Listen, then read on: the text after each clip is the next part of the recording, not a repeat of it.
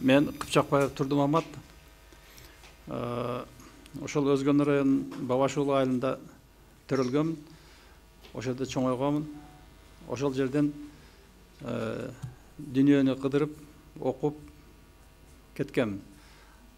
Союздун убагында сөзсүз бийлик эмне десе, кайсы жерге барып иште десе, ошол жерге барып иштейт элек. Эми биздин келгенибиздин себеби ошо кыргыз элиме, кыргыздын бийликтерине азыркы биздин конституциянын гаранты урматтуу президентибиз Садыр Жапаровго камчы Ташиевге кайрылалы деп келдик. Чындык издеп келдик. Биздин Өзгөн районунда чындык жок болуп атат. Муну жакында камчы Ташиев алайга барганда өзү айтты. Ош областында мыйзамды сактабаган район бул Өзгөн району экен деп айтты. Абдан туура айтты. Значит, ушу кишиде фактылар бар экен. Мына ошонун бирөө мына биздин айылда ушундай көйгөй болуп атат. 5-6 жылдан бери муну улап келатат. Муну жергиликтүү бийлик токтото албай атат. Мыйзамсыз аракет кылып атат. Ошону мыйзамды көргөзүп, мыйзамсыз аракет кылбагыла, ким ошол мыйзамды бузган бузукуларды жоопко тартпай атат. Эми биздин айылда 2 уруу жашайт. Себеби ошол айылды түптөгөн, ошол айылды өздөштүргөн кишинин аты Бабаш деген киши. Эми бул жерде абдан чоң мыйзам бузуулар болуп атат. 1-2-3 бузук адамдар бар ошол айылда. Ошолордун капризи, мындайча айтканда. Ошол капризди токтотуп койсо болот эле. Ага мыйзам бар. Эмне үчүн колдонбой атат ушул убакка чейин? Мына азыр бир айыл экиге бөлүнүп, бири-бирине кириш-чыгыш кылбай калды. Бири-бирине душман болду. Мына илгери макал бар эле. Кыргыздын душманы кыргыз деп. Ошол туура экен. Мына бир айылда жалаң кыргыздар туруп, бири-бирине душман болуп калды. Муну кылган ошол жергиликтүү бийлик. Ошолорго жан тартып, ошолордун айтканын кыла берип, алардын айтканын токтотпой, мыйзамсыз аракеттерине көмөк көрсөтүп, ошо жергиликтүү бийлик. Ошонун кесепетинен ушундай болуп калды. Биз суранат элек. Урматтуу Садыр Жапаров, Камчыбек Ташиев, сиздерден жардам сурап атабыз. Чындык жок. Биздин доошубузду эч ким укпай атат. Биз ошон үчүн келдик бул жерге. Мына жакында сессия өткөрдү.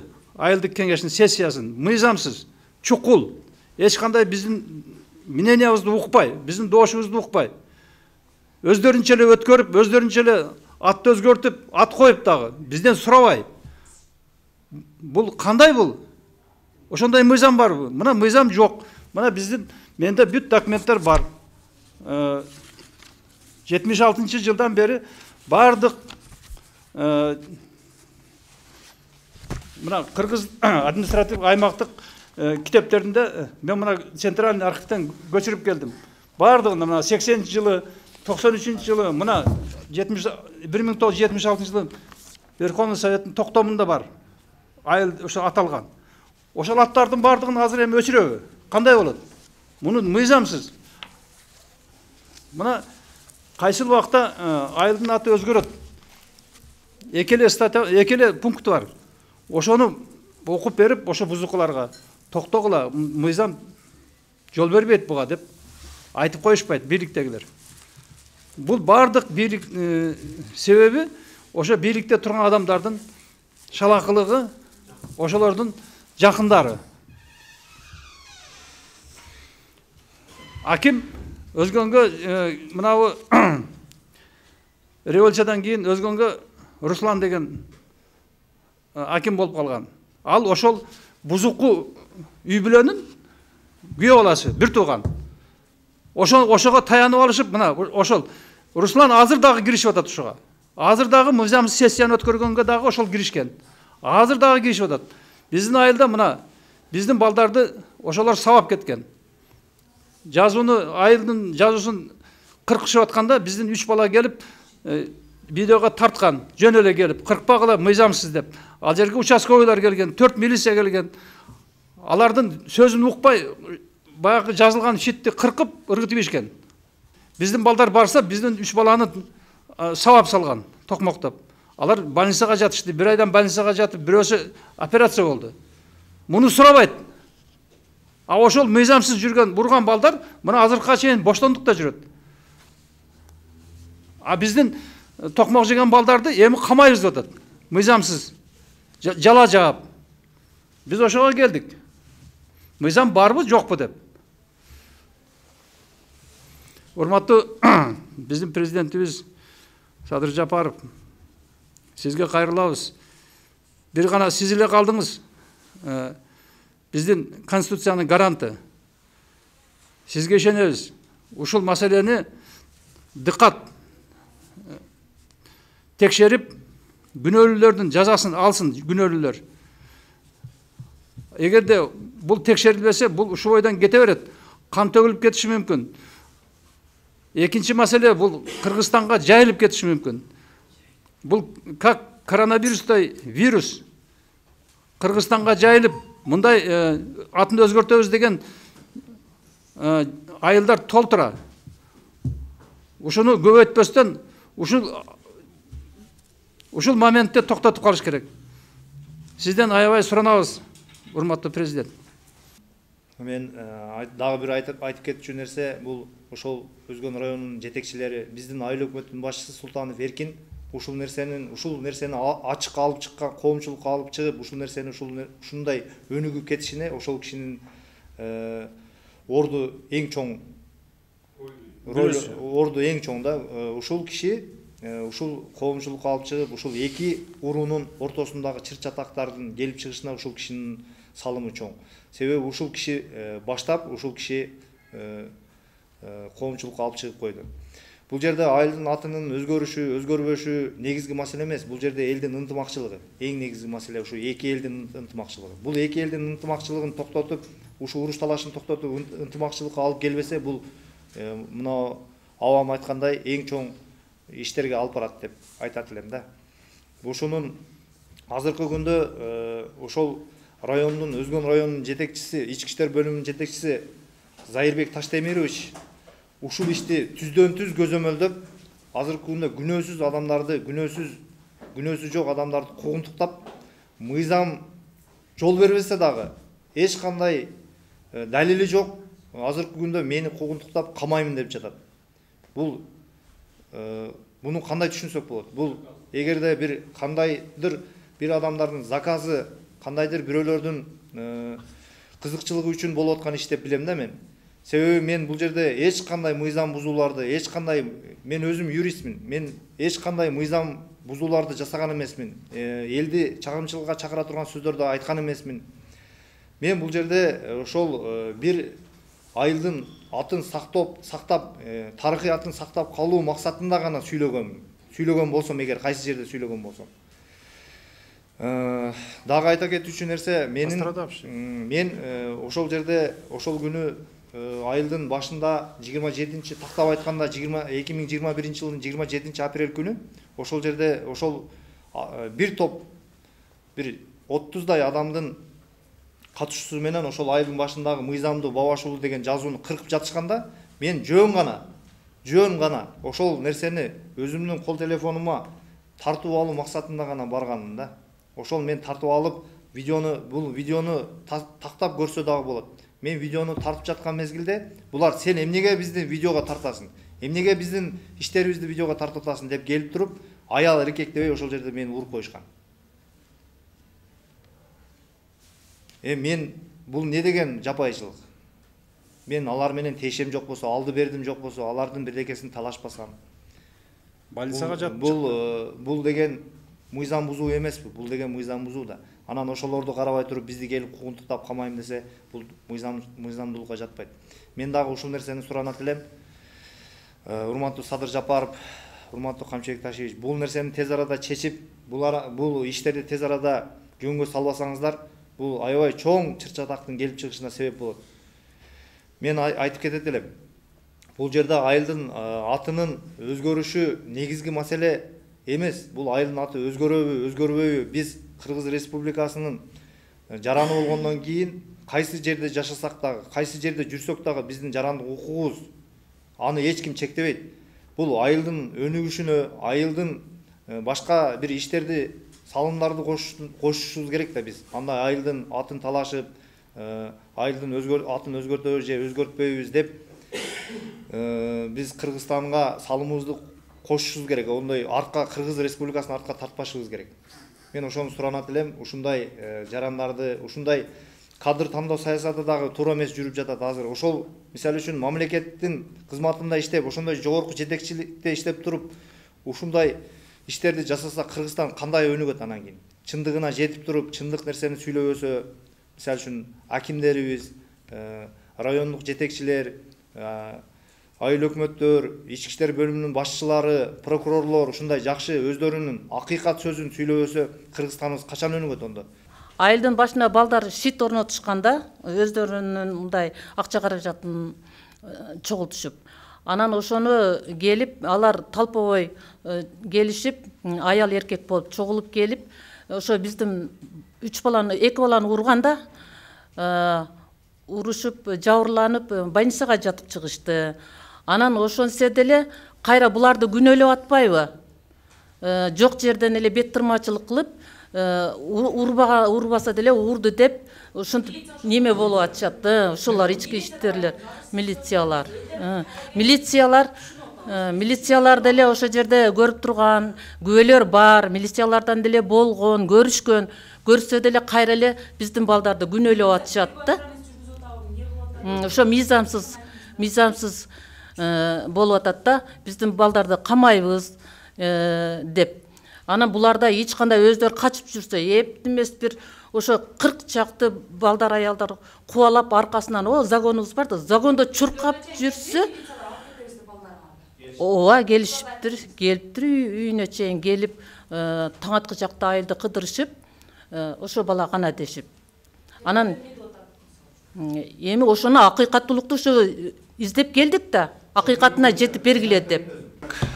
7 октябрь күнү, 2021 жылдын 7 октябрь күнү мени Өзгөн райондук ички иштер бөлүмүнө милициянын аймактык өкүлү, участковой инспектор сизди тергөөгө чакырып атат деп чакырышты. Эмнеге десем, күбө катары чакырып атат деп чакырышты. Шектүү катары эмес, күбө катары деп чакырышты. Мен макул болдум. Бул жерден чогуу инилеримди эричтип алып, мен жанымда өзүм инилерим бар эле, ошол 4-5 адамды эричтип алып, Өзгөн райондук ички иштер бөлүмүнө, тергөө бөлүмүнө бардым. Ал жерге барсам, Улар деген тергөөчү бар экен, милициянын лейтенанты. Ошо Улар деген тергөөчү мен сизден деди, сурак кылам сизди деди. Макул дедим, мен суракты тааныштырыңыз, эмне себептен сурак кыласыз десем, мен сизди шектүү катары сурак кылам деди. Эмнеге себептен шектүү катары сурак кыласыз? Шектүү катары сурак кылганга сиздин фактыларыңыз, доказательствоңуз жок. Доказательство жок. Мен шектүү катары сурак кылам. Мени күбө катары деп чакырдыңыз дедим. Мени күбө катары чакыргандан кийин күбө катары сурак кыласыз. Эгерде шектүү катары сурак кыла турган болсоңуз, мен через адвокатым аркылуу келип сурак берем дедим. Десем, ал мага орой сүйлөп, катты сүйлөп, коркутуп, мен сени азыр камаймын деп, сурак бербесең акт түзүп туруп сени камаймын деди. Менин үстүмдөн арыз болсо камайсыңбы? Менин үстүмдөн арыз жазылса камайсыңбы? Же арыз жазылбаса деле камай бересиңби? Менин үстүмдөн арыз болсо тааныштырбайсыңбы десем, жок, мен ал нерсе менен сизди тааныштырбайм деп туруп, камайм деп баштады. Ошол жерде Өзгөн районунун начальниги, Өзгөн районунун зам начальниги, тергөө башчы болгон. Ошолор бар жогу биригип алышып, ошол күнү мени түнкү саат 8-де чакырышкан. 20:00 чамасында чакырышып, ошо саат мени 12-ге чейин кармап отурду. Ошол жерде. Түнкү саат 12-ге чейин кармап отуруп, мени камайбыз деп коркутуп, сени азыр камайбыз деген жеринен анан мен через адвокатым аркылуу келем деп ол жерден чыгып кеттим. Мени элдер барып чыгарды. Сиз өзүңүз юристмин деп атасаңыз, ошо элдин эмеси эмеспи, сиз өзүңүз юридикалык бир ошол мыйзамдуу бир эмеси менен айтып чыгып кеттиңиз. Ошондой кылып чыгып кеттим да. Ошол мен юрист болгон үчүн менин телефонумду алам дешти, чөнтөгүмдөгү буюмдарымды алып мына жерге азыр сени личный осмотр кылабыз дешти. Мен бирок ага жол берген жокмун. Себеби мыйзам боюнча менен алар эки күбөнүн негизинде адвокаттын катышуусу менен мени ошондой осмотр кылып 98 толтуруп мени киргизиш керек эле. Мен ошол нерселерди айтып, мен ошол нерселерди баары жогун жеткизгенден кийин анан токтошту да. Ага чейин мени только коркутуп турушту. Мен сени камайбыз, сени азыр киргизебиз деп түнкү саат 12 чейин кармады. Өзү негизи адамды тергөөгө чакырганда алдап чакырбаш керек. Повестка бериш керек, 3 жолу повестка берилгенден кийин келишим керек да мен. А булар андай нерсеге барбай атат. Азыркы күндө дагы мен үстүмөн иш козгойбуз деп ушул мени куугунтуктап жүрүшөт да.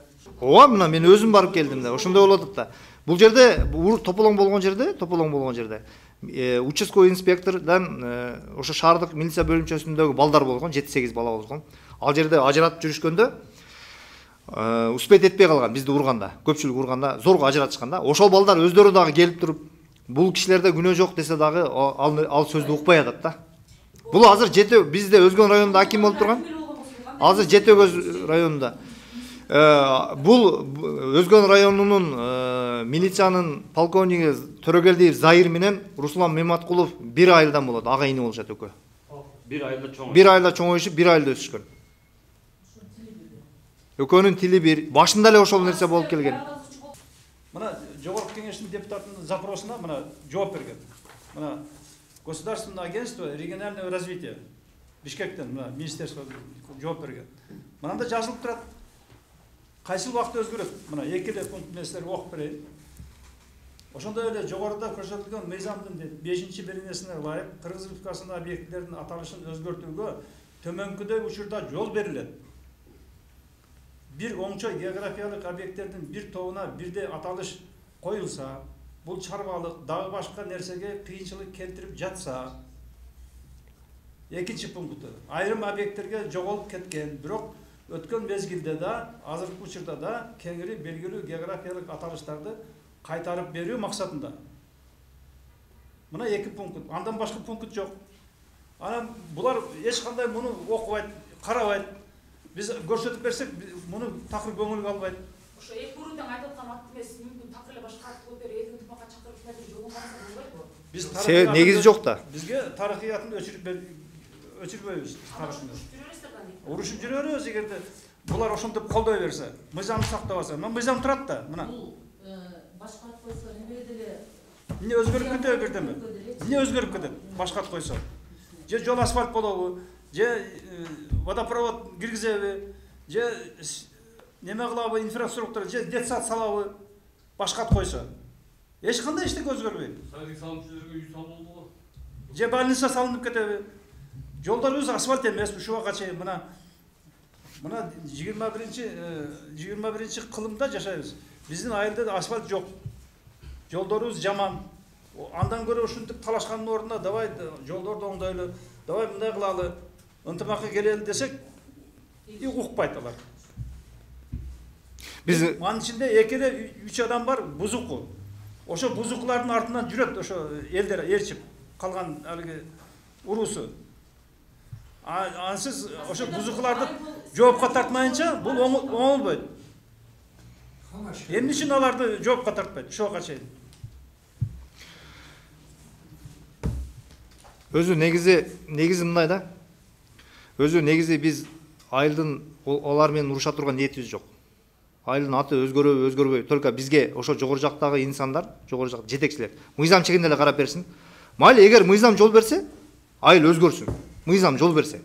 Эгер мыйзам жол бербесе, айылдын өзгөрүшүнө негизи жок да.